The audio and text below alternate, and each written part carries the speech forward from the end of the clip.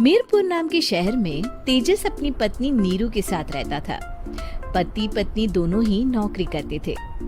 एक दिन तेजस गांव अपनी माँ के पास फोन करता है। हेलो, प्रणाम माँ। जीते रहो माँ, तुम दादी बनने वाली हो। अरे वाह, ठीक है बेटा, मैं कल ही आती हूँ। जब माँ जी शहर पहुंची तो बेटे बहू ने बहुत अच्छे से स्वागत किया। लीजिए माँ जी चाय। अरे गर्मा गर्म पकोड़े ले आओ माँ के लिए। नीरू रसोई में गई और 2 मिनट में ही पकोड़े ले आई। जी ये लीजिए। बहू जादू से बनाए हैं क्या? अभी तो रसोई में गई थी। यम्मी। माँ जी, शीला रसोई में पकोड़े तल रही है, मैं बस लेकर आई। हे भगवान, मेरा धर्म भ्रष्ट कर दिया तूने। अब तो गंगा जल से शुद्धिकरण करना होगा।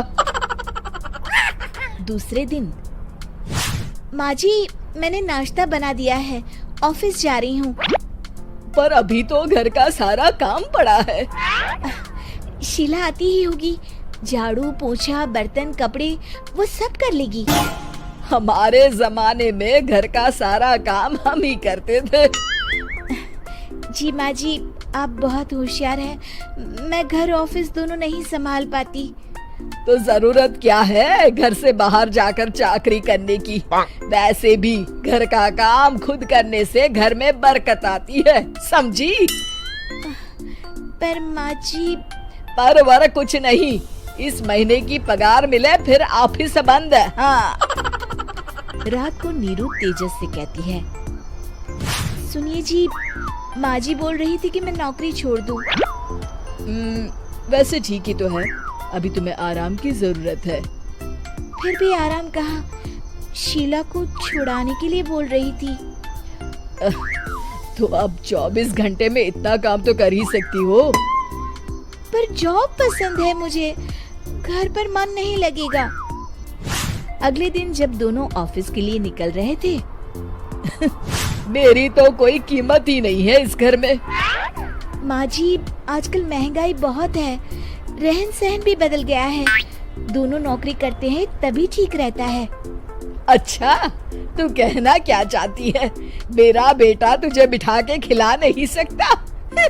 तू ही इस घर का खर्च चला रही है, हैं?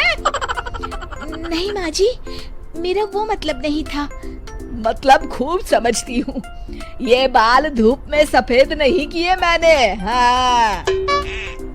अब तो ये रोज का काम हो गया था। तेजस भी रोज की झिकझिक से परेशान हो गया था।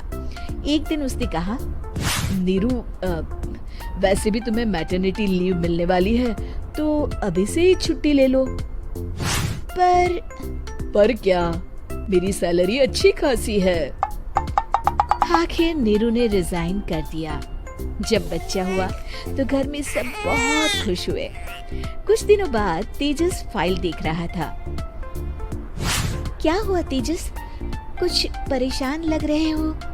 अब हाँ, वो हमारी जितनी सेविंग्स थी वो तो हॉस्पिटल में और छठी के फंक्शन में खत्म हो गई है नीरू। और अभी वैसे मंदी चल रही है तो मैं बोल रही थी कल मुन्ना को हेपेटाइटिस का टीका लगवाना है। नीरू, क्या पोस्टपोन नहीं कर सकते? नहीं जी, बिल्कुल नहीं। अब तेजस को समझ में आ रहा था कि उससे गलती हुई है। पैसों की कमी का असर घर के माहौल पर भी पड़ रहा था। अगले दिन, बेटा मेरा चश्मा और ये दवाइयाँ ले आना, पर्चा देते हुए माँ जी ने कहा। जी। तेजस, मुन्ना के लिए दूध का डिब्बा और डायपर भी ले आना, और ये किराने के सामान की लिस्ट है, इसे भी लाना है। तेजस गुस्से में लिस्ट मरोड़कर फेंकता है और चिल्लाता है, पैसे क्या पेड़ पर उगते हैं? ये ले आना, वो ले आना। अरे पर ये जरूरत का सामान ही है। वो गुस्से में बिना कुछ कहे ऑफिस चला गया। अरे लंच तो ले जाइए। नीरू दौड़कर डिब्बा पकड़ाती है एक दिन खाना खाने के बाद, नीरू, अब तो मुन्ना कुछ बड़ा हो गया, तो अब तुम वापस ज्वाइन कर लो ना जॉब। पर इस रिसेशन में जॉब मिलना बहुत मुश्किल है। ट्राई तो करो। फिर मुन्ना, माँ जी है ना, और एक फुल टाइम मेड भी लगा लेंगे। पर माँ जी, उन्हें तो पसंद नहीं।